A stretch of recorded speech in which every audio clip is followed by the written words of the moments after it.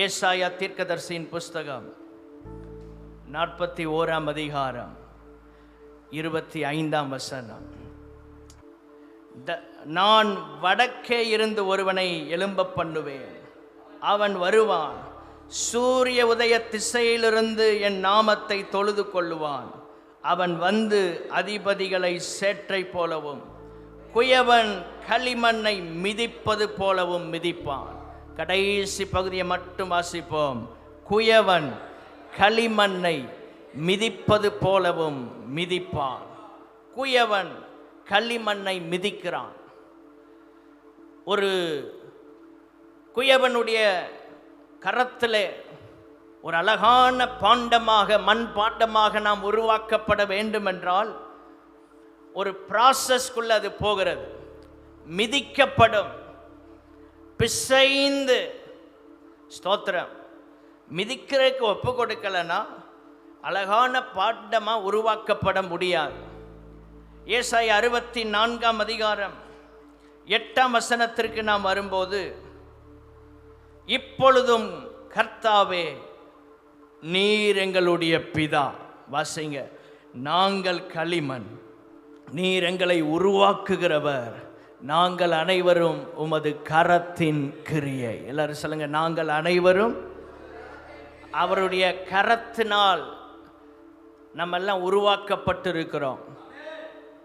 ஆண்டவர் தான் நம்மை உருவாக்கி இருக்கிறார். அவர் குயவன், நாம் களிமண். இதை நாம் மறந்துவிடக்கூடாது.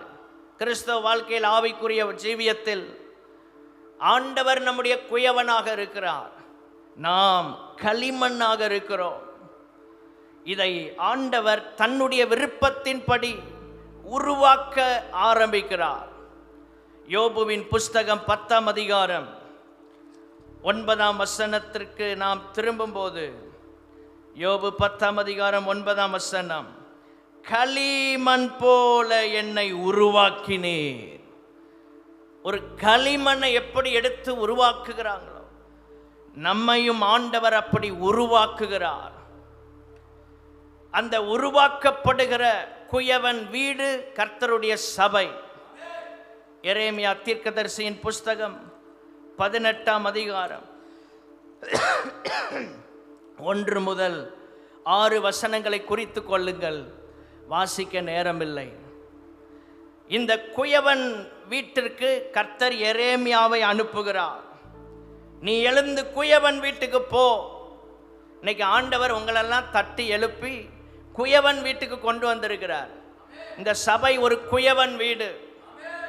ஆண்டவர் நம்முடைய குயவனாக இருக்கிறார். நம்மை உருவாக்குவதற்காக அதிகாலையில் நம்மை தட்டி எழுப்பி, பலவீனமாக இருந்தாலும் உற்சாகப்படுத்தி ஆண்டவர் இந்த இடத்திற்கு உங்களை கொண்டு வந்திருக்கிறார். இந்த சபை ஒரு குயவன் வீடு. நாம் வந்து போகிற ஒரு இடம் அல்ல, நாம் உருவாக்கப்படுகிற இடம். எல்லாரும் சொல்லுங்க, நாம். எல்லாரும் சொன்னா நல்லா இருக்கும். நாம் அனுதினமும் கர்த்தர் நம்மை உருவாக்குவதற்காகத்தான் சபையிலே நம்மை வைத்திருக்கிறார்.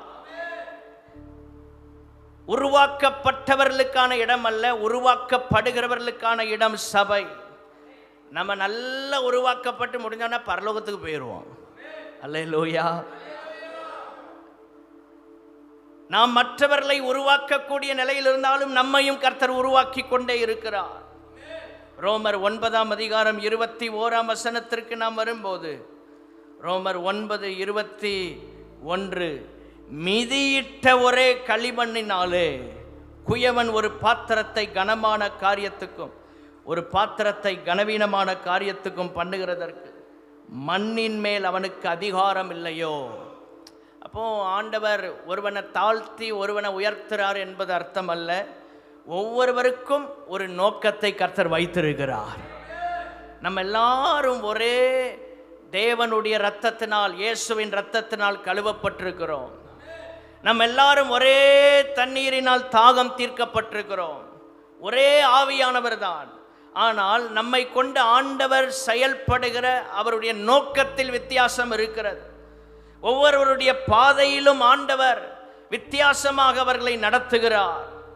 மிதியிட்ட களிமண், அதனால தான் அந்த பாத்திரம் உருவாக்கப்படுகிறது. மிதிக்கப்படாம, ஸ்தோத்திரம், அந்த களிமண்ணை பயன்படுத்த முடியாது. நாம் எந்த நிலையில் கர்த்தருக்கு பயன்படுகிறோம், ஸ்தோத்திரம், நம்ம பிரபலமாக இருக்கிறோமா இல்லையா என்பது முக்கியமல்ல. நாம் கர்த்தருக்காக பயன்படுகிறோம், பயன்பட வேண்டும் என்பதுதான் முக்கியம். கைகளை உயர்த்தி அல்லேலூயா சொல்லலாமா?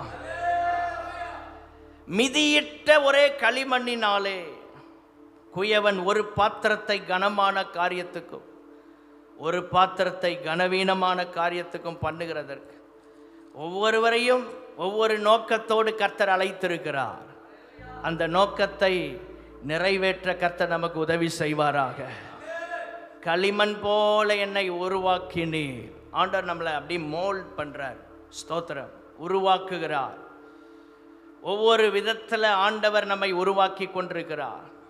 இந்த செய்தியின் தலைப்பு மிதிக்கப்பட்ட களிமண், ட்ராடன் கிளே, மிதிக்கப்பட்ட களிமண். நாம் எல்லாரும் மிதிக்கப்பட்ட களிமண்ணாக இருக்கிறோம். இந்த சபையில் இருக்கிற எல்லாரும் மிதிக்கப்பட்ட களிமண்ணாக மாற வேண்டும். 34 சங்கீதம் 18 வசனத்திற்கு நாம் வரும்போது, சங்கீதம் 34:18, ஸ்தோத்திரம், நாம் பார்க்கும்போது, நொறுங்குண்ட இருதயம் உள்ளவர்களுக்கு கர்த்தர் சமீபமாக இருந்து நறுங்குண்ட ஆவி உள்ளவர்களை ரட்சிக்கிறார். இந்த மிதிக்கப்பட்ட களிமண் இந்த அனுபவத்துக்குள்ள வரும்போது இருதயம் நொறுங்கிரும். நொறுங்குண்ட இருதயம் நமக்கு இருக்கும். ஆண்டவர் நமக்கு சமீபமாக இருந்து நம்முடைய ஜெபங்களுக்கு ஆண்டவர் பதிலை கொடுப்பார். தேவனுடைய பிள்ளைகளை, கடினமான சூழ்நிலைகள் நம்ம வாழ்க்கையில் வரும். ஒரு டிஃபிகல்ட்டான சீசன்ஸை உங்கள் லைஃப்பில் நீங்கள் பார்க்க நேரிடலாம். ஆண்டவர் நம்மை இந்த கடினமான பாதையில் ஏன் நடத்துகிறார்? ஏன் இந்த சூழ்நிலை நம்ம வாழ்க்கையில் வந்துச்சு? ஏன் இந்த புயல் காற்று எனக்கு வீசுகிறது? ஏன் என் வாழ்க்கையில் இந்த பஞ்சம்? ஏன் குறைவு? ஏன் நிந்தை? ஏன் அவமானம்? ஏன் இந்த கடினமான சூழ்நிலை? ஏன் ஜெபத்திற்கு பதில் வராத நிலைமை? மிதிக்கப்படுகிற ஒரு களிமண்ணை போல கர்த்தர் நம்மை உருவாக்கி கொண்டிருக்கிறார். எத்தனை பேர் ஆமென் சொல்ல முடியும்? ஆமென், ஸ்தோத்திரம். இந்த ட்ராடன் கிளே, மிதிக்கப்பட்ட களிமண், கடினமாக தான் இருக்கும். சூழ்நிலைகள் நமக்கு கொஞ்சம் விசனமாக, கஷ்டமாக தெரியும். ஆனால் கர்த்தர் இந்த பாதையில தான் நம்மை நடத்துகிறார். நாம் கர்த்தருக்காக பயன்பட வேண்டும் என்றால், வாசனை வீசக்கூடியவர்களாக மாற வேண்டும் என்றால், நம்மை கர்த்தர் மிதிக்கப்படுறதுக்கு ஒப்பு கொடுக்கிறார். ஆமென், ஸ்தோத்திரம். குயவன் போட்டு மிதிச்சு, இந்த களிமண்ணை மிதின்னு மிதிச்சு, அதுக்கப்புறம் தான் அதை உருவாக்க முடியும். நம்ம வாழ்க்கையில் எவ்வளவு நெருக்கம்! இதெல்லாம் மிதிக்கப்பட்ட களிமண்ணின் அனுபவம். சோர்ந்து போகாதிருங்கள். இங்கே போனால் நெருக்கம், அங்கே வந்தால் நெருக்கம், இங்கே போனால் போராட்டம். மிதிக்கப்படுகிற அனுபவத்துக்குள்ள இருக்கிறோம். வேதத்தில் பரிசுத்தவான்கள் ஏராளமான பேரை கர்த்தர் இப்படி தான் உருவாக்குனார். ஒரு மோசே 40 வருஷம் கர்த்தர் மீதியான் தேசத்தில் கொண்டு போய் அவனை உருவாக்குகிறார். எந்த தேசம்? மீதியானியருடைய தேசத்துக்குள்ள கொண்டு போறார். அங்க வச்சுதான் அவனை உருவாக்குனார். இங்க இருக்கும்போது சகல காரியத்திலும் அவன் தேர்ச்சி பெற்றவனாக இருக்கிறான். எல்லா கலையிலும் கற்று தேர்ந்தவன். ஆனா இப்ப மீதியான் தேசத்துல போனா இந்த 40 வருஷம் எக்ஸ்பீரியன்ஸுக்கும் அங்கேயும் சம்பந்தமே இல்லை. அங்க போனா ஆடு மேய்க்கணும். இவ்வளவு நாள் இவனுடைய லெவல் வேற, இப்போ இவன் இருக்கிற லெவல் ரொம்ப வித்தியாசமா இருக்கு. புரியல அவனுக்கு. ஏன் ஆண்டவரே, ஏன் 40 வருஷமும் கேள்விகள் தான். மீதியான் தேசத்துக்கு கர்த்தர் அவனை கொண்டு போறாரு. கர்த்தர் அவனை கொண்டு போகிறார். அந்த தேசத்துல தான் அவனை 40 வருஷம் கர்த்தர் மிதிக்கப்பட்ட களிமண்ணை போல வச்சு உருவாக்குறார். சில இடங்கள்ல நம்மளை வச்சு உருவாக்குகிறார்னா சோர்ந்து போகாதிருங்கள். ஆண்டவர் நம்மளை பயன்படுத்த விரும்புகிறார். இன்னொரு சீக்ரெட் சொல்றேன், எந்த அளவு மிதிக்கப்படுறோமோ அந்த அளவு உபயோகப்படலாம். எல்லாரும் சொல்லுங்க, எந்த அளவு காதை ஓப்பன் பண்ணி, சிலர் சுவிட்ச் ஆஃப் மோடில் இருக்காங்க, தலையெல்லாம் கீழே போயிடுச்சு. உங்களுக்கு தான் ஆண்டவர் பேசிகிட்டு இருக்கிறார். ஆமென். எந்த அளவு மிதிக்கப்படுறோமோ அந்த அளவு உயர்த்தப்படல, உருவாக்கப்பட முடியும், உருவாக்கப்பட முடியும். ஸ்தோத்திரம். ஆண்டவர் இந்த மோசை அப்படிப்பட்ட பாதையில் நடத்தினார். அப்போஸ்தலர் நடபடிகள் 7ஆம் அதிகாரம் 22ஆம் வசனத்தை நாம் வாசிக்கும் போது, அப்போஸ்தலர் 7:22, நான் வாசிக்கிறனால நீங்கள் யாரும் வாசிக்காமல் இருந்துடக்கூடாது, நம்மெல்லாம் சேர்ந்து வாசிக்கிறதுக்காகத்தான் உங்களையும் உற்சாகப்படுத்தி வாசிக்க வைக்கிறேன். எல்லாரும் சேர்ந்து வாசிப்போம். மோசே எகிப்தியருடைய சகல சாஸ்திரங்களிலும் கற்பிக்கப்பட்டு வாக்கிலும் செய்கையிலும் வல்லவன். அப்படிப்பட்ட ஒரு மோசைய ஆண்டவர் அடுத்த 40 வருஷம் களிமண்ணை மிதிச்ச மாதிரி கொண்டு போட்டு மிதிக்கிறார். இவ்வளோ பெரிய ஆளு, இவனுடைய வேல்யூ எல்லாம் ரொம்ப அதிகம். இப்போ இவன் இருக்கிற இடமும் இவனுக்கு இருக்கிற திறமைக்கும் சம்பந்தமே இல்லை. சில நேரங்களில் நமக்கு ஆண்டவர் தந்திருக்கிற கிருபைகள், நம்மை ஆண்டவர் வைத்திருக்கிற அந்த வேல்யூவான லெவல், அதுக்கும் நம்ம இருக்கிறதுக்கும் சம்பந்தம் இல்லாமல் இருக்கும். சோர்ந்து போகாதிருங்கள். ஆமென். சோர்ந்து போகாதிருங்கள். கர்த்தர் உங்களை உருவாக்குகிற ஸ்தலம் அதுதான். ஆண்டவர் நம்மை உருவாக்குவதற்காகத்தான் இந்த பாதையிலே நம்மை நடத்துகிறார். மோசே ஆண்டவர் அழைத்த போது மோசே சொல்லுகிறான், யாத்திராமம் 4ஆம் அதிகாரம் 10ஆம் வசனத்தில், அப்பொழுது மோசே கர்த்தரை நோக்கி, ஆண்டவரை, இதற்கு முன்னாவது தேவரீர் உமது அடியேனோடே பேசினதற்கு பின்னாவது நான் வாக்கு வல்லவன், நான் திக்குவாயும் மந்த நாவும் உள்ளவன். அவன் பொய் சொல்லலை. அந்த 40 வருஷம் வாக்கிலும் செய்கையிலும் வல்லவனாக இருந்தவன் அடுத்த 40 வருஷம் கொண்டு வனாந்திரத்தில் போட்டார் பாருங்க. அவன் வாழ்க்கையே தொலைஞ்ச மாதிரி. நம்மளுடைய லாங்குவேஜில் சொல்லணும்னா கர்த்தர் அவனை உருவாக்குனார், அதை அவன் பின்னால் உணர்றான். ஆனால் இப்போ சொல்கிறான், நான் வாக்கிலும் செய்கையிலும் நான் வல்லவன் அல்ல, திக்குவாயி மந்த நாவு. வாக்கில் வல்லவன். சில நேரங்களில் ஸ்தோத்திரம், இந்த திறமை உள்ளவர்கள், சில நல்ல மனிதர்கள் தவறான இடத்துல இருந்தாங்கன்னா அவங்களால ஷைன் பண்ண முடியாது. இவன் இந்த 40 வருஷம் இருந்த இடம் ஒரு மாதிரி இவனை அடைத்து வைத்தது போல இருந்தது. ஆனால் இந்த இடத்துல கர்த்தர் தான் அவனை வைத்தார். சில நேரங்களில் நாம் இருக்கிற இடம் சரியில்லையோன்னு நினைப்போம், ஆனால் கர்த்தர் தான் நம்மை அங்கே வைத்திருக்கிறார். கர்த்தர் தான் அந்த நபர்களுக்கு நடுவில் நம்மளை வச்சிருக்கிறார். ஏனென்றால் நம்மை மிதித்து, ஆமென், ஸ்தோத்திரம், உருவாக்குவதற்காக. கரங்களை உயர்த்தி அல்லேலூயா சொல்லலாமா? இவன் போய் சொல்றான், மீதியான் தேசத்தில் இவன் குடும்பத்தோட எல்லாம் பேசி டிஸ்கஸ் பண்ணும்போது சொல்லியிருப்பான், நான் எகிப்தில் இப்படியெல்லாம் பண்ணேன். அவங்களுக்கு அதெல்லாம் ஒன்றும் புரியலை. என்னப்பா இவன் ஆடு மேய்க்கிறவன் தானே, இவன் என்ன பெருசாக ஏதோ கதை சொல்கிறான்னு பெருசாக எடுக்கவே இல்லை. அவனுக்கு எல்லாமே போச்சு. நமக்கு உள்ள கிருபையை சில நேரம் பயன்படுத்தாமல் வச்சோன்னா அது இல்லாமலே போயிடும். இந்த 40 வருஷம் இவன் ஏற்கனவே கற்ற கலைகளையும் அவனுக்கு இருந்த திறமையும் பயன்படுத்துறதுக்கு வாய்ப்பே இல்லாமல் போச்சு. இந்த 40 இயர்ஸில் அதனால தான் சொல்கிறேன், நான் திக்குவாயி மந்த நாவு. ஏற்கனவே இருந்த 40 வருஷம் கொடிகட்டி பறந்தான் எகிப்தில், பார்வோனுக்கு அடுத்த ஸ்தானம். ஆனால் இப்போ எதையுமே செய்ய முடியாத ஒரு நிலைமை, பேசுறதுக்கு கூட வரமாட்டேங்கி. ஏன்னா இந்த 40 வருஷத்தில் இவன் பார்த்தது பூரா ஆடுகள், அவன் குடும்பம், இதை தவிர அவனுக்கு ஒன்றுமே இல்லை. 40 வருஷத்தில் ஸ்தோத்திரம் அவனை கர்த்தர் உருவாக்க ஆரம்பித்தார். இன்னொரு உண்மை என்ன தெரியுமா? 40 இயர்ஸ் ஒர்க் பண்ணான், ப்ரமோஷனே இல்லாமல் வேலை பார்த்துருக்கான்.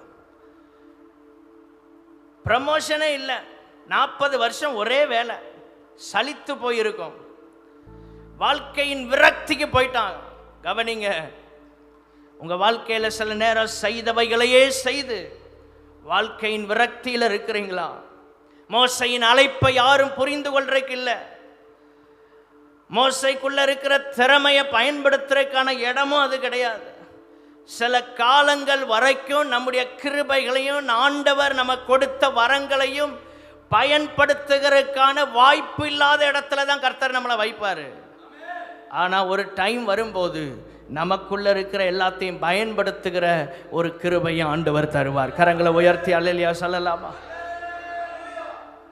நம்முடைய வேல்யூ தெரியாத இடத்துல நம்மளை கர்த்தர் வச்சிருக்கிறார்னா நம்ம மிதிக்கப்பட்டு கொண்டிருக்கிறோம் என்பதை மறந்துடாதீங்க. ஆமென், ஸ்தோத்திரம். நம்ம மிதிக்கப்பட்டு கொண்டிருக்கிறோம். உங்க வாழ்க்கையின் சில பிரச்சனைகள், சில கேள்விகளுக்கான பதில் இந்த செய்தியில் இருக்கு. கவனமா கேளுங்க, குறிப்பிடுங்க. 61ஆம் சங்கீதம் 2வது வசனத்திற்கு நாம் வரும்போது, சங்கீதம் 61:2, என் இருதயம் தொய்யும் போது பூமியின் கடையாந்திரத்திலிருந்து உம்மை நோக்கி கூப்பிடுவேன். எனக்கு எட்டாத உயரமான கண்மலையில் என்னை கொண்டு போய் விடும். ஒரு டைம் வரும், மிதிக்கப்பட்ட களிமண்ணை அழகா உருவாக்கி எட்டாத உயரமான கண்மலையில் கர்த்தர் கொண்டு போய் வைப்பார். ஆமென். இப்போ நீங்க வழி அருகே மிதிக்கப்படுற அனுபவத்தில் இருக்கலாம். ஐயோ, வர்றவங்க போறவங்க எல்லாரும் திட்டுறாங்க பாஸ்டர், யாருன்னு இல்லை, எல்லாரும் என்ன நிந்திக்கிறாங்க, அவமானப்படுத்துறாங்க. அதான் மிதிக்கப்படுகிற அனுபவம். மிதிக்க மிதிக்க அந்த களிமண் உருவாக்கப்படுது. எல்லாரும் சொல்லுங்க, மிதிக்க மிதிக்க. மிதி வாங்கிட்டு இருக்கிறோன்னா உருவாக்கப்படுறோன்னு அர்த்தம். ஆமென். அடுத்த ஸ்டெப் என்ன தெரியுமா? உபயோகப்படுகிற அனுபவம். உபயோகப்படுகிற அனுபவம். மிதிக்கப்பட்ட மோசே என்கிற களிமண், அதை போட்டு மிதிச்சு மிதிச்சு 40 வருஷத்துல இப்போ அவன் எல்லாத்தையும் மறந்தே போயிட்டான். திக்கு வாயாய் போச்சு. ஆடு கூட மேனு கட்டும், அவ்வளோதான். அந்த அந்த சவுண்டு தான் அவனுக்கு. பேசுறதுக்கு கூட என்ன இல்லை, ஆள் இல்லை. அப்படிப்பட்ட நிலையில் அவன் தள்ளப்பட்டு, அவன் ஒன்றுமே இல்லை ஆண்டவரே, என்னெல்லாம் நீங்கள் எடுத்து யூஸ் பண்ணுறதுக்கு நான் ஒன்றும் இல்லைன்னு அந்த இடத்துக்கு வந்தான் பாருங்க. கர்த்தர் அவனை எடுத்து பயன்படுத்த ஆரம்பித்தான். அதுக்கு தான் மிதிக்கிறார். நான் ரெடி, என்னை கொண்டு என்னன்னாலும் செய்ய முடியும், நான் நினச்சா சாதிப்பேன் அப்படின்னு நினைக்கிற வரைக்கும் கர்த்தர் நம்மளை உபயோகப்படுத்த மாட்டார். அதுக்கு தான் உருவாக்கப்படுறோம். ஆண்டவரே, இதுக்கு மேலே என்னப்பா இருக்குது, என்னால் முடியலை அப்படிங்கிற இடத்துக்கு கொண்டு வர்றதுக்கு தான் நம்மளை போட்டு மிதிக்கிறார். பிரச்சனை ஒன்றன் பின் இன்னொன்று மிதிக்கப்படுகிற அனுபவம். சாதாரணமாக மோசே மீதியான் தேசத்தில் நடத்தப்பட்டான். எகிப்தில் பார்வோனுக்கு அடுத்த ஸ்தானத்தில் இருந்தவன். இந்த மீதியான் தேசத்தில் இந்த 40 வருஷம் எந்த ப்ரமோஷனும் இல்லை, எந்த முன்னேற்றம் இல்லை. சாதாரணமா உங்க வாழ்க்கை அப்படி இருக்குதா? உங்க வேல்யூ தெரியாம சாதாரணமா மனிதர்கள் உங்களை நடத்துறாங்களா? நீங்க மிதிக்கப்படுறீங்க, மிதிக்கப்படுறீங்க.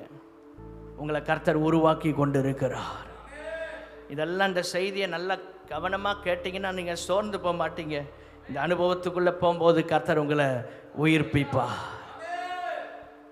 தாவீது வாழ்க்கையில் அவனை ஆண்டவர் இந்த களிமண்ணை, மிதிக்கப்பட்ட ஒரு களிமண்ணாக தான் ஆண்டவர் அவனை கொண்டு போகிறார். சாதாரணமாக மோசையை நடத்தினாங்க, தேவைக்கு மட்டும் தாவீதை பயன்படுத்தினாங்க. தாவீது வாழ்க்கையில் அப்படிப்பட்ட ஒரு அனுபவம். ஆடு மேய்க்கணுமா, தாவீது தான். இன்னைக்கு நிறைய பேர் உங்க வாழ்க்கையில் உங்களை தேவைக்கு மட்டும் வச்சுட்டு ஒதுக்கிடுறாங்க. தேவைக்கு மட்டும் நீங்க, தேவை முடிஞ்சோடனே நீங்க தேவையே இல்லை. அப்படிப்பட்ட அனுபவத்துக்குள்ள இருக்கிறீங்களா? இந்த செய்தி ஆண்டவர் தரும்போது கண்ணீரோட தான் செய்தியை குறிப்பெடுத்து உங்க முன்னால கொண்டு வந்திருக்கிறேன். அநேக சாட்சிகள் என் கண்ணுக்கு முன்னால வந்துச்சு. தேவனுடைய பிள்ளைகளே, நீங்கள் இந்த வார்த்தையை எப்படி ரிசீவ் பண்றீங்களோ அந்த அளவுக்கு உங்க வாழ்க்கையில் இது பிரயோஜனமா மாறும். தேவைக்கு மட்டும் தாவீதை பயன்படுத்துறாங்க. எதுக்கு? ஆடு மேய்க்கணும், குடும்பத்துக்கு வருமானம் வரணும், போ ஆடு மேய், அதுக்கு மட்டும் தாவீது. ஆனா வீட்டில் விருந்து, வீட்டில் ஒரு ஃபங்க்ஷன், அதுக்கு தாவீது வேண்டாம். தேவைக்கு தாவீது. அடுத்து சவுல் அங்க போனதுக்கப்புறம் சுரமண்டலம் வாசிக்கிறதுக்கு மட்டும் தாவீது. அற்புதம் நடந்து சுகமானோன மறுபடி பழையபடி மாறிடுவான் சவுல். தேவைக்கு மட்டும்தான். ஸ்தோத்திரம். தாவீது இதான் மிதிக்கப்பட்ட களிமண். அப்படி ஊறுகாய் மாதிரி வச்சுட்டு தூக்கி எறிஞ்சிருவாங்க உலகம். நீங்க எவ்வளவு நன்மை செஞ்சு பாருங்க. அதனால தான் சொல்றோம், உலகத்துக்கு பின்னால போகாதீங்க, இயேசுவுக்கு பின்னால வாங்க. இந்த உலகம் ஒரு நாள் உங்களை சுத்தி தூக்கி எரிஞ்சிரும். உங்கள்கிட்ட இருக்கிற பேலன், உங்கள்கிட்ட இருக்கிற திறமை எல்லாம் வாங்கிட்டு இந்த உலகம் உங்களை கொண்டு நடுத்தருவில் நிறுத்திடும். இன்னைக்கு நல்லா இருக்கும், உன் கூட இருப்பேன் பாங்க, தேவை முடிந்தவுடன் உலக உறவுகள் கலன்று போய்விடும். பர்ஸ் காலியாச்சு, இளைய குமாரனை விட்டுட்டு எல்லாரும் போயிட்டாங்க. அதான் உலகம். தேவைக்கு மட்டும் பயன்படுத்தப்பட்ட தாவீது ஆடு மேய்க்கணும். அவன் தான் வீட்டில் ஏடிஎம் மிஷின் மாதிரி. அவனால் வருமானம் மட்டும் வரும், ஆனால் அவன் வேண்டாம். ஸ்தோத்திரம். வருமானம் வேணும், ஆனால் தாவீது வேண்டாம். சொரமண்டலம் மட்டும் வாசிக்கணும், வாசித்து ஜெபம் பண்ணி அசுத்தாவியை விரட்டணும். உங்கள் குடும்பத்தில் அப்படி இருக்கிறீங்களா? உங்களை சில நேரங்களில் அப்படிப்பட்ட நிலையில் கர்த்தர் தான் வச்சிருப்பார். கவலைப்படாதீங்க. மிதிக்கப்பட்ட களிமண் தான் ஒரு நாள் உபயோகப்பட முடியும். கரங்களை உயர்த்தி ஆமேன்னு சொல்லுங்க. மிதிக்கப்பட்ட களிமண். ஆவியில் ஃபீல் பண்ற சிலரோட ஆண்டவர் ப்ராஃபட்டிக்கலாக பேசிட்டு இருக்கிறார். தேவனுடைய பிள்ளைகளே, சுரமண்டலம் வாசிக்கிறான் தாவீது. வாசிக்கும் போது அசுத்தாவி விலகி ஓடுது. சில நேரங்களில் ஏதாவது தேவை பிரச்சனை உங்களை மட்டும் கூப்பிட்டு, உங்கள்கிட்ட இருக்கிற நல்ல விஷயம் நீங்கள் ஜெபம் பண்ணால் அற்புதம் நடக்கும் தெரிஞ்சிருச்சுன்னா உங்களை தான் கூப்பிடுவாங்க. உங்கள் குடும்பத்தில் நீங்கள் ஜெபம் பண்ணி அற்புதம் நடந்தோன்னு உங்களை மறந்துடுவாங்க. தேவைக்கு மட்டும் பயன்படுத்தப்பட்ட தாவீது. சவுல் சொல்லி அனுப்புகிறான். சவுலுக்கு ஒரு செய்தி போது, இப்படி ஒருத்தன் இருக்கிறான்ப்பா, அவன் நல்லா வாசிக்கிறதுல தேறினவன், அவனை அழைத்து கொண்டு வந்தா போதும், அவன் வாசித்தான்னா அற்புதம் நடக்கும், அவன் வாசித்தான்னா சுகம் வரும். ஸ்தோத்திரம். அப்படி சொன்னோன்ன 1 சாமுவேல் 16ஆம் அதிகாரம் 19ஆம் வசனத்தை பாருங்க. சவுல் தாவீதோட தகப்பன் ஈசாய்க்கு ஆட்களை அனுப்புறான். ஆட்டு மந்தையில் இருக்கிற உன் குமாரனாகிய தாவீதை என்னிடத்துக்கு அனுப்பு. எப்படியோ தாவீத கர்த்தர் உள்ள கொண்டு போறார். ஸ்தோத்திரம். சில நேரங்களில் நம்மளை தேவைக்காக உலகம் பயன்படுத்தினாலும் சோர்ந்து போகாதீங்க, அதிலும் கர்த்தருடைய ஒரு நடத்துதல் இருக்கும். அல்லேலூயா. தலையெல்லாம் கீழே போனால் இன்னும் பாட்டு பாடிட்டே இருப்பேன். பிறகு செய்தி கஷ்டப்பட்டு ஜெபம் பண்ணி கொண்டு வந்தால் சில தலை கீழே மேலேயும் போய்கிட்டே இருக்கு. அல்லேலூயா. ஏன் இதை பாரத்தோட ஷேர் பண்ணுறேன்னா, இந்த வேர்ட்ஸ் எல்லாம் உள்ளே வந்துன்னா உங்களுக்கு கிரியை நடந்துடும். அந்த சமயத்துக்கேற்ற வார்த்தை உங்களை லிஃப்ட் பண்ணி தூக்கி விடும் மேலே. ஆட்டு மந்தையில் இருக்கிறவனை ஆண்டவர் இப்போ அரண்மனைக்கு கொண்டு போறார். எப்படி? ஒரு தேவைக்காகத்தான் போனான். ஆனா எந்த அரண்மனையில் தேவைக்கு பயன்படுத்தி அவனை தூக்கி எறிந்தாங்களோ அதே அரண்மனையில் கர்த்தர் ஒரு நாள் சிங்காசனத்தில் ராஜாவா உட்கார வைத்தார். விசுவாசித்தா கைகளை உயர்த்தி அல்லேலூயா சொல்லுங்க. தேவைக்காக பயன்படுத்தப்படுகிற ஒரு பாத்திரமா இருக்கிறோன்னு சொல்லி வருத்தப்படாதீங்க. தேவைக்காகத்தான் பாஸ்டர் ஃபோன் பண்றாங்க எங்களை, இல்லைன்னா விசாரிக்கிறதே இல்லை. ஏதோ ஒரு பிரச்சனை வந்தா தான் எங்களிடத்துல வராங்க. கவலைப்படாதீங்க. அப்படிப்பட்ட இடத்துல கர்த்தர் உங்களை வச்சதுக்காக முதல்ல ஸ்தோத்திரம் பண்ணுங்க. ஆமென். ஆனால் அதே நேரத்தில் நீங்கள் உங்களுக்கு கர்த்தர் வைத்திருக்கிற நிலையில் நெக்ஸ்ட் லெவலுக்கு போறதுக்கு கர்த்தருக்கு உங்களை ஒப்பு கொடுங்க. இப்படிப்பட்ட நிலையில் கர்த்தர் அவன் வாழ்க்கையை உடைச்சு உருவாக்குறார். தகப்பனாவது மறந்து போறான். சகோதரர்கள் இவனுக்குள்ள இருக்கிற அபிஷேகத்தை அவங்களால விளங்கி கொள்ள முடியல. 1 சாமுவேலின் புஸ்தகம் 17ஆம் அதிகாரம் 28ஆம் வசனத்தில் எலியாப் சொல்றான். அவன் தான் ஃபர்ஸ்ட் மூத்தவன், சீனியர். அவர் சொல்றாரு, நீ ஏங்க வந்த? வனாந்தரத்தில் ஒழுங்கா ஆடை மேய்க்கிறது எல்லாமே அதை விட்டுட்டு இங்கே வந்திருக்கியே. இவன் நினைக்கிறான் இவன் முன்னால தான் கர்த்தர் அபிஷேகம் பண்ணியும் இவனுக்கு புரியலை. அதான் மிதிக்கப்பட்ட களிமண். கர்த்தர் உங்களோடு இருக்கிறத உலகம் கண்டும் சில நேரத்தில் அப்படிதான் நடக்கும். நீங்க ஆண்டவருக்குள்ள இல்லாதது போல, ஆண்டவர் உங்க கூட இல்லாதது போல தான் சில மனிதர்கள் உங்களை ட்ரீட் பண்ணுவாங்க. சோர்ந்து போகாதிருங்கள், இதுவும் கர்த்தருடைய திட்டமே, இதுவும் கர்த்தருடைய திட்டமே. சகோதரர்கள் அவனை புரிந்து கொள்ளவில்லை. அதான் மிதிக்கப்பட்ட களிமண். உலகம் உங்களை புரிந்து கொள்ளாது. சில நேரங்களில் நீங்க எடுக்கிற உங்களுடைய முன்னேற்பு, சில முயற்சிகள், இதை சிலரால் புரிந்து கொள்ள முடியாமல் இருக்கும். ஆனால் கர்த்தர் ஒரு நாள் உங்களோடு இருப்பதை அவர் நிரூபித்து காட்டுவார். ஆமென், ஸ்தோத்திரம். ஒரு மோசைய ஆண்டவர் மிதிக்கப்பட்ட களிமண்ணை போல வச்சு உருவாக்கி ஒரு நல்ல தலைவனாக கர்த்தர் மாற்றினார். ஒரு குட் லீடராக மாறிட்டான். தேவனுக்குடைய சிநேகிதனாக மாறினான். களிமண்ணை போல உங்கள் வாழ்க்கை மிதிக்கப்படுறக்கு ஒப்பு கொடுத்தா ஆண்டவருக்கு சிநேகிதனாக மாற முடியும்.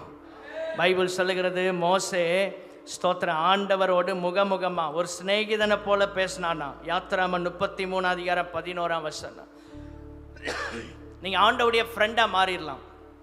மிதிக்கப்படணும். அவருக்கு ஃப்ரெண்டாக இருக்குன்னா மிதிக்கப்படணும்.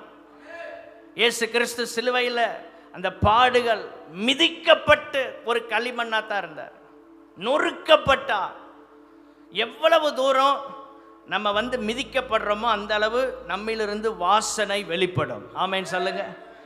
மிதிக்கப்பட என்ன வெளிப்படும்? சத்தமா சொல்லுங்க. வாசனை வெளிப்படும். ஒரு நல்ல லீடரா மாத்தினார். தேவனுடைய சிநேகிதனா மாறிட்டார். தாவீது ஆடு மேய்க்கிறவனா தான் இருந்தான். தேவைக்கு தான் அவனை யூஸ் பண்ணாங்க. ஆனால் கர்த்தர் அவனை எப்படி உயர்த்துகிறார் பாருங்க.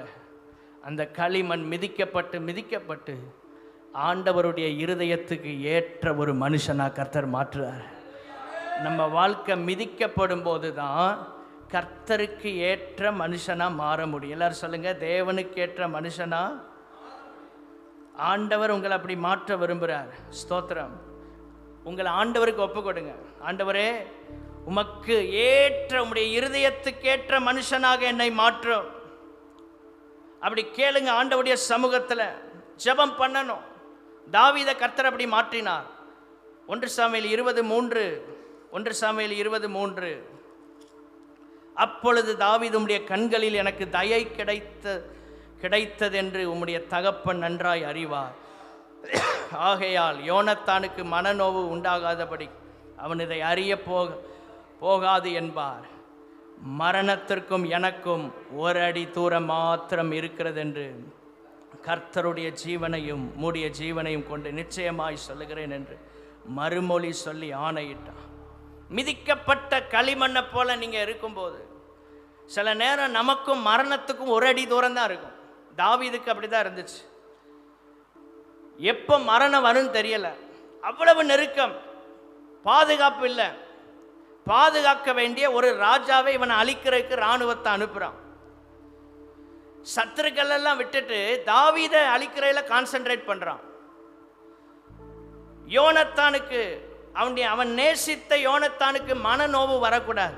என்னால ஒரு பிரச்சனை வேண்டாம்ப்பா உனக்கு, எனக்கும் மரணத்துக்கும் ஒரு அடி தூரம் தான் இருக்கு. சில நேரம் வாழ்க்கையில விரக்தி அடைந்து மரணத்தை நெருங்கினது போல உணர்றீங்களா?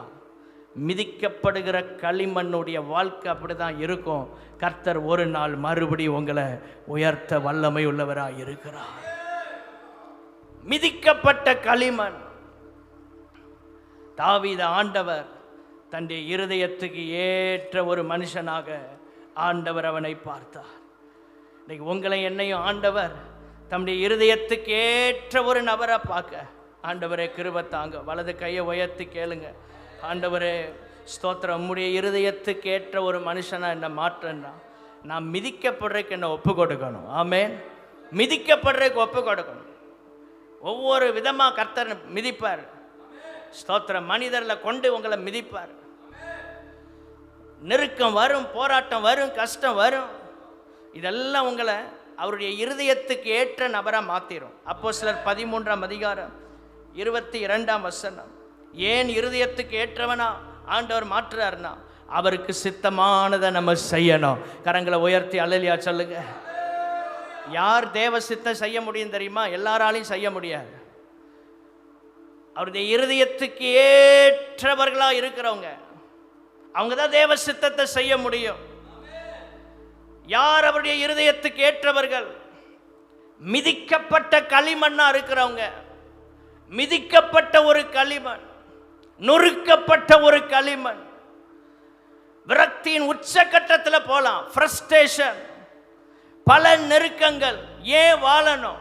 அப்படிப்பட்ட நிலைக்குள்ள போனாலும் உங்க வாழ்க்கை ஆண்டவர் மிதிக்கப்பட்ட ஒரு களிமண்ணை போல சூழ்நிலைகள், மனிதர்கள், சொந்தங்கள், பந்தங்கள், நண்பர்கள் எல்லாம் உங்களை மிதிக்கும் போது ஒன்றை மறந்துடாதீங்க. நான் அழிக்கப்படுவதற்கு அல்ல, உருவாக்கப்படுவதற்காக கர்த்தர் இதை அனுமதிக்கிறார். கடந்து வந்த பிற்பாடுதான் நாம் பார்க்கிறோம், கடினமான காலங்கள் என்னுடைய வாழ்க்கையில் என்னை அழிப்பதற்கானது அல்ல, என்னை உருவாக்குவதற்காகவே என்பதை திரும்பி பார்த்து அறிந்து கொள்ளுகிறோம். ஒருவேளை இதுவரை நாம் அறிந்து கொள்ளவில்லை என்றால், ஒரு ஸ்தானத்திலே கர்த்தர் நம்மை கொண்டு போய் வைக்கும்போது எட்டாத உயரமான, சொல்லுங்க, எட்டாத உயரமான கண்மலையில் கொண்டு வைக்கும்போது தெரியும், கர்த்தர் என்னை நடத்தி வந்த பாதை அனைத்தும் நன்மைக்காகவே. அல்லேலூயா. எட்டாத உயரத்தில் ஆண்டவர் நம்மளை கொண்டு போய் ஏன் வைக்கிறாரு? எதுவும் அங்கே உங்களுக்கு தீங்கு செய்யவே முடியாது. அந்த கண்மலையின் சிகரம், அந்த மறைவுக்குள்ள உங்களை கொண்டு வைக்கிறது. எட்டாத உயரம், எதுவும் உங்களை எட்டி பிடிக்க முடியாதபடி அவ்வளவு தூரம் உங்களை உயர்த்துறாரு. மோசே மிதிக்கப்பட்ட களிமண், தாவீது மிதிக்கப்பட்ட களிமண். மூன்றாவது எரேமியா ஒரு மிதிக்கப்பட்ட களிமண். எரேமியா தீர்க்கதரிசியின் புஸ்தகம் 20ஆம் அதிகாரம். இந்த முழு அதிகாரத்தையுமே நம்ம வீட்டில் நேரம் இருந்தால் எடுத்து வாசிங்க, பிரயோஜனமாக இருக்கும். எரேமியா 20ஆம் அதிகாரத்துக்கு வாங்க. ஸ்தோத்திரம். எரேமியா தீர்க்கதரிசியின் வாழ்க்கை ஒரு மிதிக்கப்பட்ட களிமண்ணை போல இருந்த வாழ்க்கை. எரேமியா 20:7 மட்டும் வாசிப்போம். கர்த்தாவே, என்னை இணங்க பண்ணினீர், நான் இணங்கினேன். நீர் என்னிலும் பலத்தவராயிருந்து என்னை மேற்கொண்டீர். நாள்தோறும் நகைப்புக்கு இடமானேன், எல்லாரும் என்னை பரியாசம் பண்ணுகிறார்கள். அடுத்த அனுபவம், மிதிக்கப்பட்ட களிமண்ணுடைய அனுபவம் என்னன்னா, எல்லாரும் பரியாசம் பண்ணுவாங்க, கேலி பண்ணுறது, உங்களை பார்த்து கிண்டல் பண்ணலாம். கவலைப்படாதீங்க, மிதிக்கப்பட்ட களிமண்ணுடைய வாழ்க்கை அதுதான். மிதிக்கப்பட்ட களிமண்ணுடைய வாழ்க்கை அதுதான். நகைப்பு, பரியாசம், நிந்தை. 8ஆம் வசனம், கர்த்தருடைய வார்த்தையை நான் கூறின கர்த்தருடைய வார்த்தை நாள்தோறும் எனக்கு நிந்தையும் பரியாசமும் ஆயிற்று. நான் சொன்ன கர்த்தருடைய வார்த்தை எனக்கு நிந்தையும், இதை வச்சே நிந்திக்கிறாங்க. அதனால 9ஆம் வசனத்தில் எரேமியா ஒரு தீர்மானம் எடுக்கிறார் பாருங்க. ஆதலால் எனக்கு இவ்வளோ பிரச்சனை, இவ்வளவு நெருக்கம், இவ்வளோ போராட்டம், ஊழியம் செய்கிறனால பிரச்சனை. பிசாசு அப்படி தான் திருப்புவான். நீ ஊழியத்துக்கு போகிறனால தானே இவ்வளோ பிரச்சனை, ஊழியத்துக்கு போகாத. எரேமியா சொல்கிறான் பாருங்க. ஆதலால், எல்லாரும் சேர்ந்து வாசிங்க. எரேமியா 20:9. ஆதலால் நான் அவரை பிரஸ்தாபம் பண்ணாமலும் இனி கர்த்தருடைய நாமத்திலே பேசாமலும் இருப்பேன் என்றேன். இனி நான் தேவனை பிரஸ்தாபம் பண்ண மாட்டேன். இனி கர்த்தருடைய நாமத்தினால நான் எதையும் சொல்ல மாட்டேன். இனி எனக்கு ஊழியம் வேண்டாம். இனி நான் ஜெபம் பண்ண மாட்டேன். சர்ச்சுக்கு போவேன், வருவேன், அந்த நிலையில தான் நான் இருப்பேன். நான் பேசாம இருப்பேன். இப்போ வாசிங்க. ஆனாலும், எல்லாரும் வாசிங்க. ஆனாலும் அவருடைய வார்த்தை என் எலும்புகளில் அடைபட்டு எரிகிற அக்கினியைப் போல் என் இருதயத்தில் இருந்தது. அதை சகித்து இளைத்து போனேன், எனக்கு பொறுக்க கூடாமல் போயிட்டு. அதுதான் ஒரு தேவனுடைய பிள்ளையின் அனுபவம். எத்தனையோ முறை ஊழியத்தை விட்டு போயிடலான்னு நான் நினைச்சிருக்கிறேன். ஆனாலும் இந்த வார்த்தை, ஆண்டவர் தர்ற வாக்குத்தத்தம், இதை திரும்ப யோசிக்கும் போது நம்மளால ஊழியம் செய்யாம இருக்க முடியாது, நம்மளால தேவ சமூகத்துக்கு வராமல் இருக்க முடியாது. இந்த வார்த்தை எலும்புகள் அடைபட்டு எரிகிற அக்கினியை போல இருதயத்தில் இருக்கும். அப்படிப்பட்ட அனுபவம். 10ஆம் வசனம், அவதூறை கேட்டேன். அந்த லைஃபை பாருங்க. மிதிக்கப்படுற அனுபவத்துக்குள்ள போகும்போது அவதூறுகள்லாம் வரும்.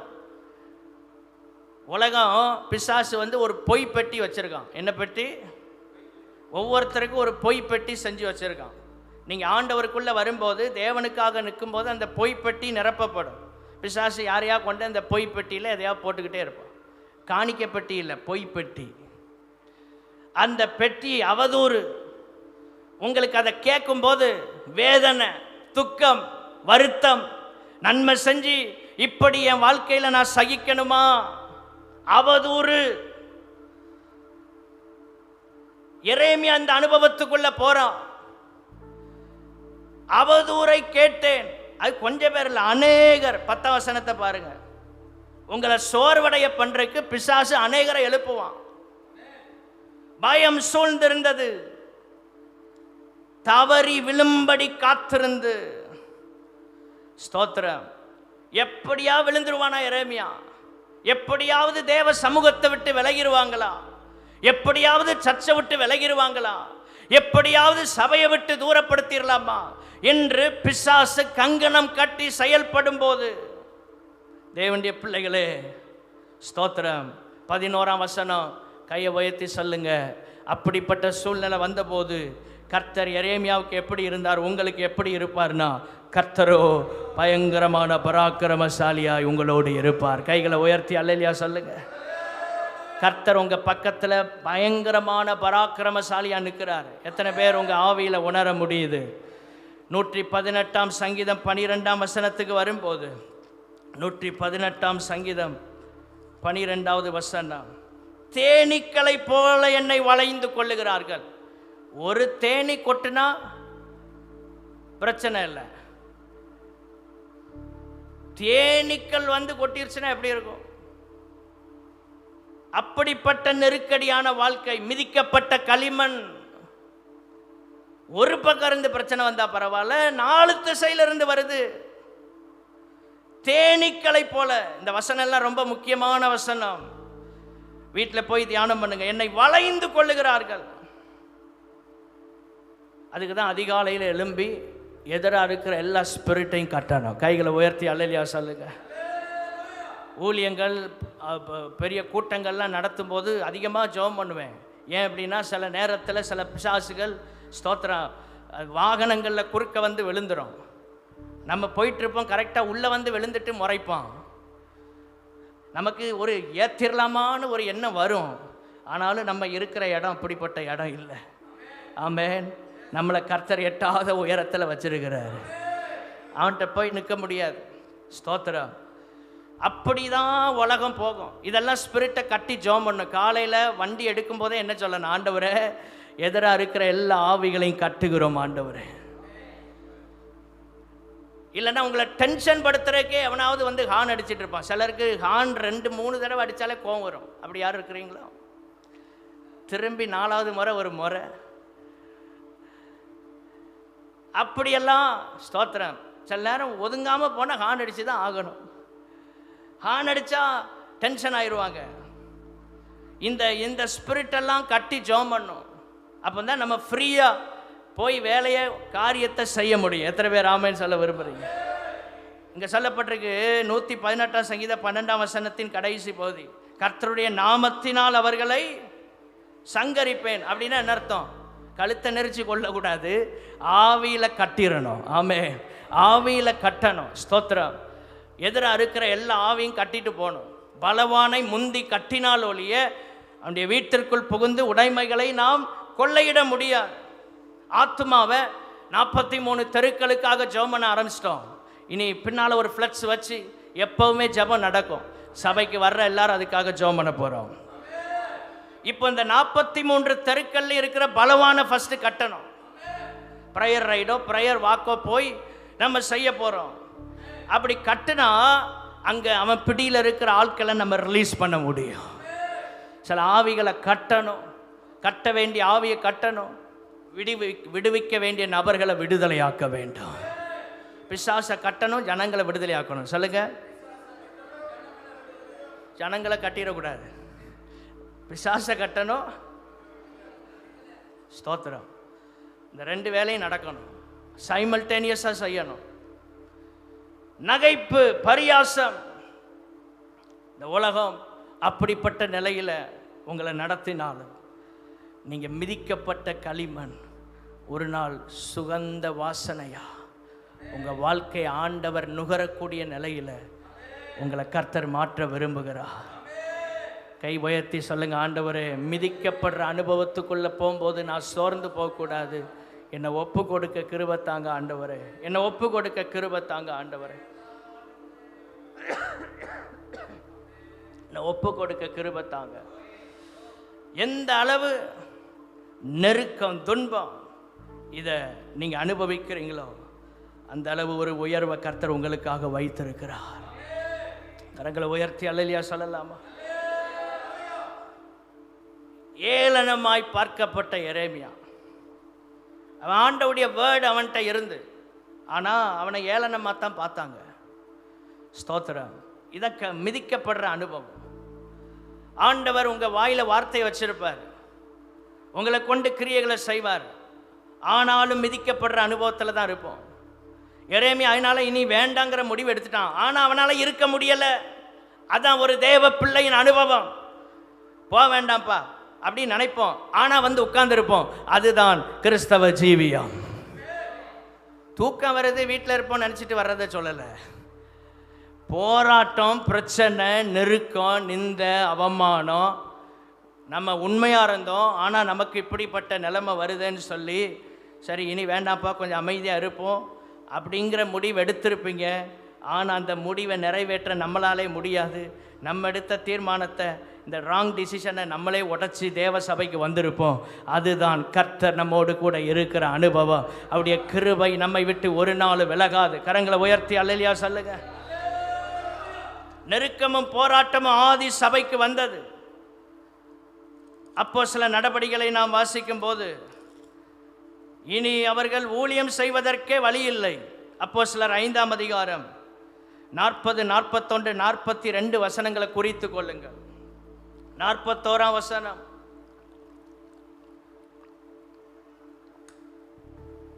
அவருடைய நாமத்துக்காக தாங்கள் அவமானம் அடைவதற்கு பாத்திரராக எண்ணப்பட்டபடியினால்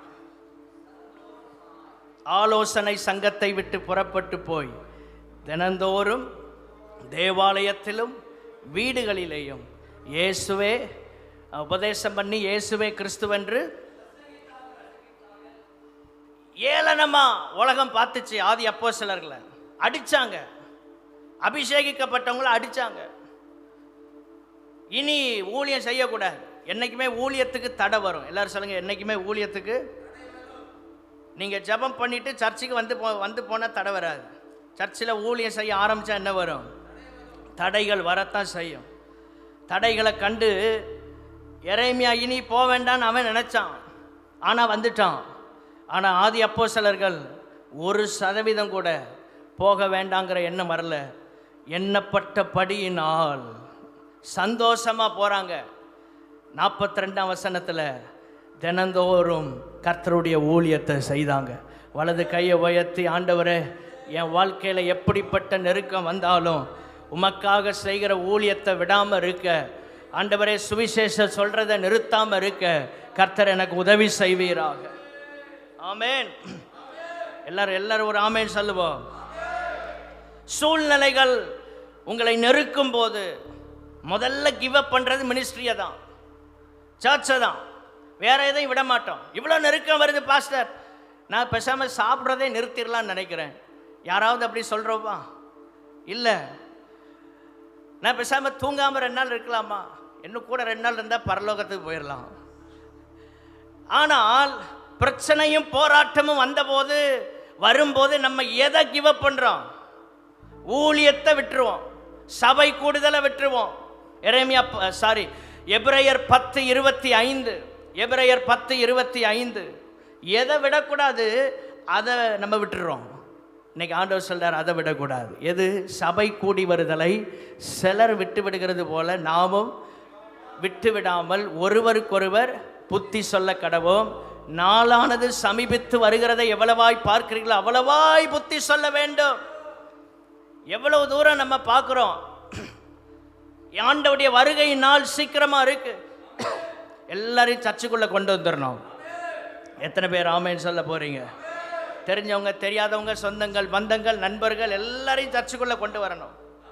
ஹல்லேலூயா. நீங்க சபை மேல உண்மையான பாசம் இருந்தா சிலரை சர்ச்சுக்குள்ள கொண்டு வந்தே தீர்வீங்க. உங்களால முடியும், உங்களால முடியும். ஆமென், ஸ்தோத்திரம். சாதாரணமாக நடத்தப்பட்ட மோசே மிதிக்கப்பட்ட களிமண், தேவைக்கு மட்டும் பயன்படுத்தப்பட்ட தாவீது மிதிக்கப்பட்ட களிமண், ஏளனமாய் பார்க்கப்பட்ட எரேமியா மிதிக்கப்பட்ட ஒரு களிமண். இப்படிப்பட்ட நிலைக்குள்ள உங்க வாழ்க்கை இருக்கலாம். இன்னைக்கு ஆண்டவர் உங்களை எடுத்து பயன்படுத்த விரும்புகிறார். 6 ஆங்கில வார்த்தையை சொல்றேன், என் சாட்சி அதுதான்.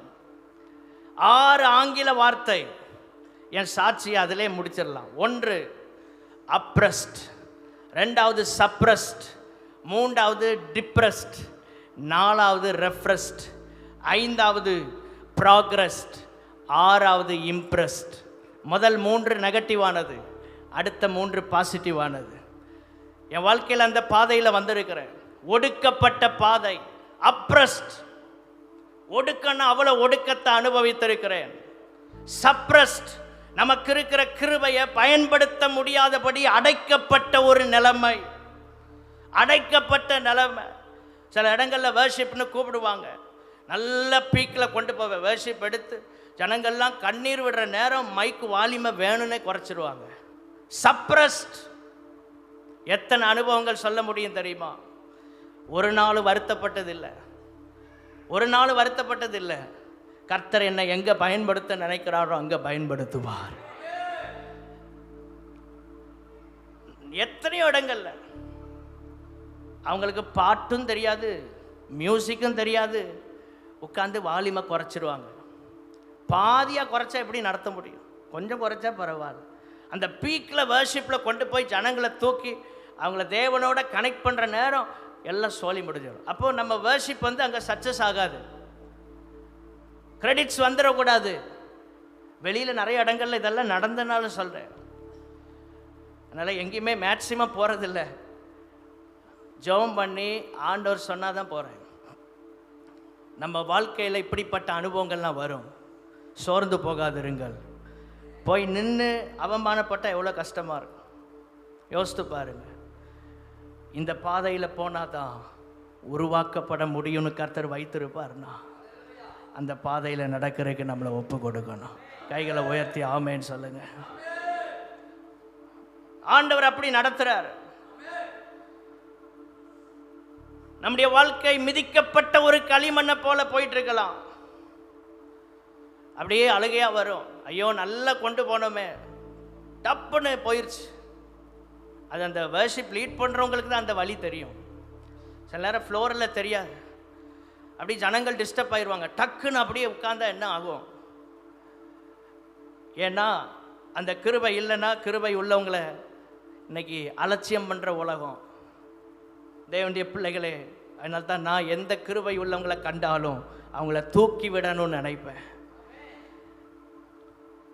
கிருபை உள்ளவங்களை தூக்கி விடணும். ஆமென். அதுக்கப்புறம் வாழ்க்கை டிப்ரெஸ்டில் எல்லாம் போயிருக்கு. 4வது ரெஃப்ரெஷ்ட். ஆண்டவர் ஒரு டைமில் புத்துணர்ச்சியை கொடுத்தாரு. ஆமென். அடுத்து ப்ராக்ரஸ்ட், ஒரு முன்னேற்றம் கொஞ்சம் கொஞ்சமாக. அப்படி தேவனுடைய பிள்ளைகளே, இப்போ இம்ப்ரெஸ்ட். சில வாழ்க்கைக்குள்ள நானும் ஒரு தாக்கத்தை ஏற்படுத்தக்கூடிய நிலையில் கர்த்தரை என்ன ஒரு சிறு கருவியாக வச்சிருக்கிறாருன்னு நினச்சி நான் கர்த்தரை ஸ்தோத்திரம் பண்ணுறேன். அடிக்கடி நினைப்பேன், ஆண்டவரே இந்த இடத்துல வச்சிருக்கிறீங்க, எவ்வளோ நன்றியாக இருக்கணும். அதெல்லாம் நினைக்கும் போது, நான் கடந்து வந்த பாதையை நினைக்கும் போது, ஆண்டவருக்காக இன்னும் நிறையா செய்யணுங்கிற ஆசை உள்ளே வருது. இந்த பாதையில் தான் போனோம். இந்த பாதை களிமண் மிதிக்கப்படுகிற ஒரு பாதை, ஒரு மிதிக்கப்படுகிற ஒரு பாதை. ஏளனமாக பார்த்த நிறைய ஊழியர்கள் உண்டு. எங்கள் அப்பா பேரை சொல்லி இவன் மகனா அப்படின்னு ஏளனமாக பார்த்த இடங்களில் இன்னைக்கு கூட்டங்களுக்கெல்லாம் போனால் உங்கள் அப்பாவான்னு கேட்கக்கூடிய நிலையில் கர்த்தர் சூழ்நிலையை மாற்றி வச்சிருக்கிறார். மிகுந்த மனத்தாழ்மையாக சொல்கிறேன், களிமண் மிதிக்கப்படுறதுக்கு ஒப்பு கொடுத்தா உபயோகப்படுறதுக்கு கர்த்தர் நம்மளை தூக்கி எடுப்பார். ஆண்டவருடைய நேரம் வரை காத்திருங்கள். ஆண்டவருடைய நேரம் வரை காத்திருங்கள். ஜெபம் இந்த மாதிரி நேரங்கள் அதிகமாக ஜெபிங்க. சில நேரம் ஜெபிக்க முடியாமல் இருக்கலாம், ஆனாலும் கர்த்தருடைய கரத்தில் மட்டும் இருங்க. ஆண்டவர் உங்களை எடுத்து ஒரு நாள் பயன்படுத்துவார். ஏற்ற காலத்தில் கர்த்தர் உங்களை உயர்த்தும்படிக்கு எல்லாரும் சொல்லுங்க, அவருடைய பலத்த கரத்திற்குள், அவருடைய பலத்த கரத்திற்குள். 6 வார்த்தை என் சாட்சி: அப்ரெஸ்ட், சப்ரெஸ்ட், டிப்ரெஸ்ட், ரெஃப்ரெஸ்ட், ப்ராக்ரெஸ்ட், இம்ப்ரெஸ்ட். முடிஞ்சு. இவ்வளோதான். ஆண்டவர் நம்மளை அப்படியே கொண்டு போக விரும்புகிறார். அவருடைய கையில் ஒப்பு கொடுங்க, அவருடைய கையில் ஒப்பு கொடுங்க. ஆமென். உலகம் நம்மளை பலவிதமாக பார்க்கும். சில பாஸ்டர்ஸே சொல்லிட்டுறாங்க, நீங்கள் தாத்தா கூட வருவீங்க ஜாலியாக அப்படி கார் ஓட்டிட்டு, அதைத்தான் நாங்கள் பார்த்துருக்குறோம். அப்படி ஒரு கூட்டம் பார்க்கும்.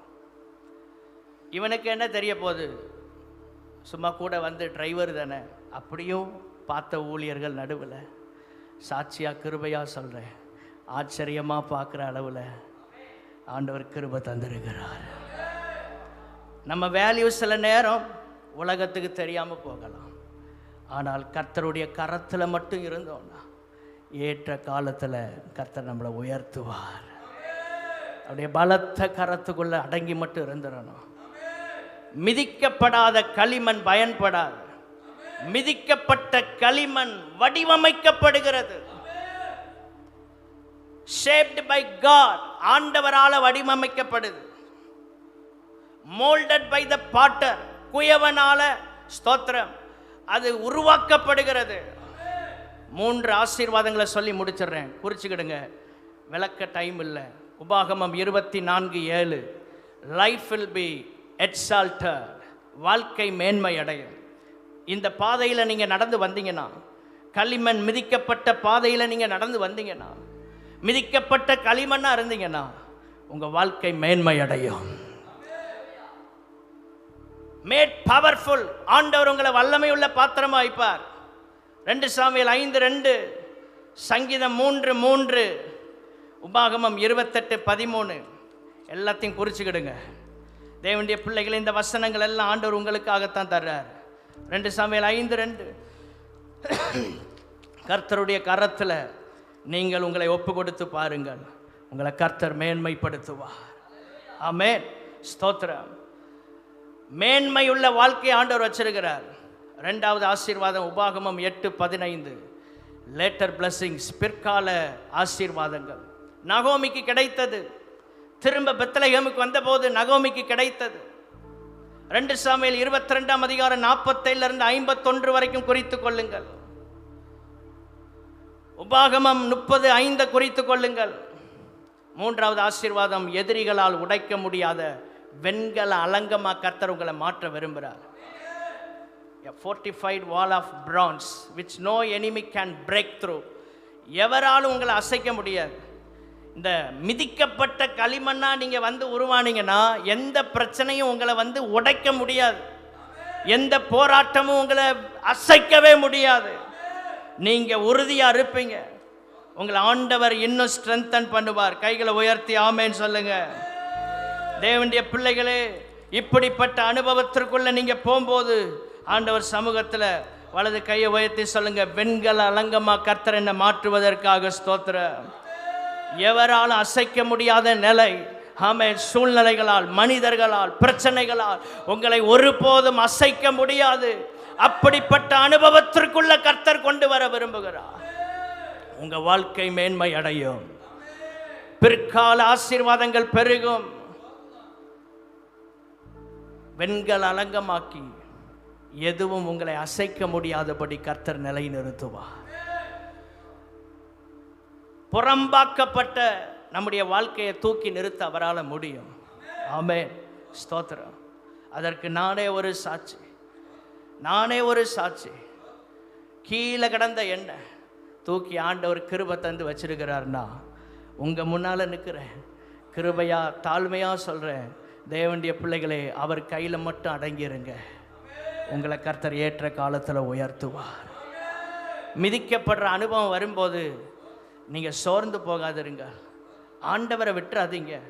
உங்களை மோல்டு பண்றார், உங்களை உருவாக்குகிற டைம் அதுதான். உங்களை கர்த்தர் ஒரு பெரிய காரியத்துக்காக உருவாக்கி கொண்டிருக்கிறார். நீங்க மிதிக்கப்பட்ட களிமண், ட்ராடன் கிளே என்பதை மறந்துடாதீங்க. வலது கையை உயர்த்தி கேளுங்க, ஆண்டவரே, என் வாழ்க்கை மிதிக்கப்படும் போது நான் அதற்கு ஒப்பு கொடுக்க எனக்கு உதவி செய். எல்லாம் கை உயர்த்தி கேட்போமா? நான் ஆண்டவரே அந்த நேரத்தில் உம்மை விட்டு விலகிடக்கூடாது. ஏன் இவ்வளோ போராட்டம் சொல்லி நான் சோர்ந்து போகக்கூடாது.